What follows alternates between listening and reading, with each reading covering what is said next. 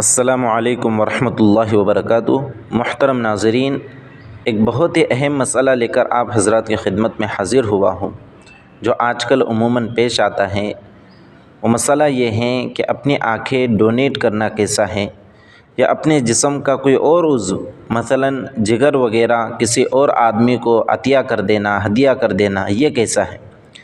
ایک اصول شریعت کا پہلے یہ سمجھ لیجئے کہ کسی بھی چیز کے عطیہ کرنے کے لیے، دوسرے کو دینے کے لیے، ہبہ کرنے کے لیے یا اس کی وصیت کرنے کے لیے ضروری ہے کہ وہ چیز قابل تملیک ہو، اور وہ چیز ہماری ملکیت میں ہو۔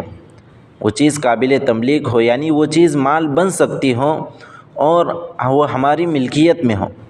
اب اگر ہم غور کریں کہ ہمارے جسم کے جتنے بھی اعضاء ہیں، چاہے آنکھ ہو، ہاتھ ہو، پیر ہو یا جگر، کڈنی وغیرہ ہو، یہ ہمارے جسم کے جتنے بھی اعضاء ہیں، ہم اس کے مالک نہیں ہیں۔ ہمارے جسم کے اعضاء کے مالک اللہ رب العزت ہیں۔ ہمارے جسم کے اعضاء سے ہم انتفاع تو کر سکتے ہیں، فائدہ تو اٹھا سکتے ہیں، لیکن نہ ہمیں انہیں بیچ سکتے ہیں، نہ کسی اور کو اپنے جسم سے انتفاع کی اجازت دے سکتے ہیں، نہ اس کی وصیت کر سکتے ہیں۔